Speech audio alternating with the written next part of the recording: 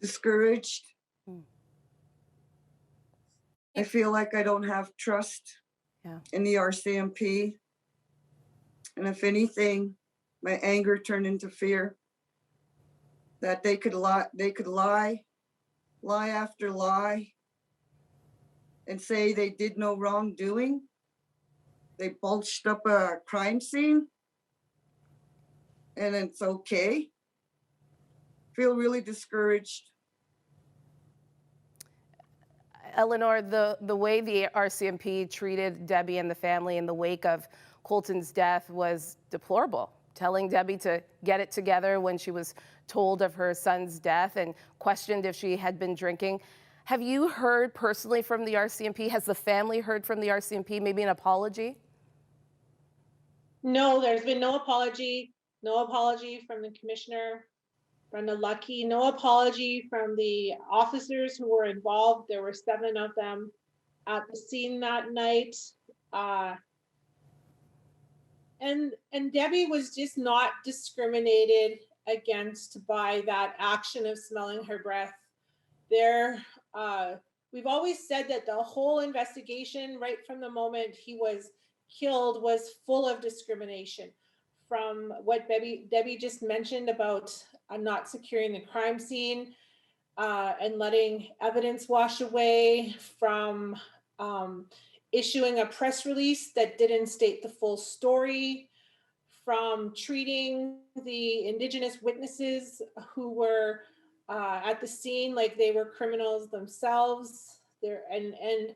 Chief Bobby Cameron spoke about that as well at the press conference, how the Indigenous witnesses were questioned over and over at the trial about how much they had been drinking. You know, the whole issue played on stereotypes against Colten, against his family, that Debbie was a drunk, that Colten was a drunk and thieving Indian, that he was a gang member. You know, we've seen all these stereotypes and they're all untrue. And that's the issue with this whole case. It's just not the fact that Debbie was discriminated on the night that Colten was killed. It's that she was discriminated throughout the whole case. Debbie, you talk about feeling hurt and, describing just what has happened. Do you think that there is hope in the reconciliation of the relationship between the RCMP and Indigenous people in this land, in this country? There's hope. But until then, we still need to be heard. We need our voices to be heard. We need answers to everything that they covered up. Why did you cover up? Why do you continue to lie? Lie after lie. We need to fix this. They need to fix this. They need to tell us why that they covered up the evidence. What were they covering up?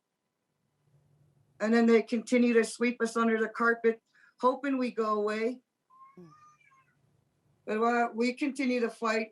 I got more I got more questions about that report that need to be answered. It's all black and white. We can all see it now.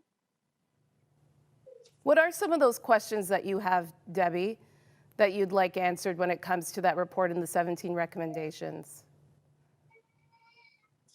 The whole thing needs to be questioned. Why did the Stanleys get to go sit at their breakfast table and have coffee while my son laid out there when there was a nurse at the table? Why did Lisa Stanley and Sheldon get to ride to the police office there to be questioned? A lot of things were covered up. A lot of questions need to be answered, and we want those answers. Rightfully so. You need those answers. Eleanore, you say justice for this family starts with seeing Colten as a human being. Explain that for me. Well, right from the start, he was not treated as such. He was treated as a stereotype.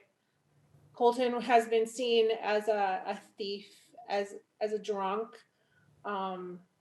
as a stereotype, basically. And so And that's also how Debbie's been treated as well. Colten was somebody's son. And I'll say this again publicly, Colten had no criminal record, no criminal record. He was sleeping in the back of that SUV when he presumably got in the front to drive away and was shot in the back of the head. Those are the facts. So many people don't want to see that those are the facts, that he was a good kid, that he was out with his friends when he got fatally shot. And that's how he has to be looked at as a human being.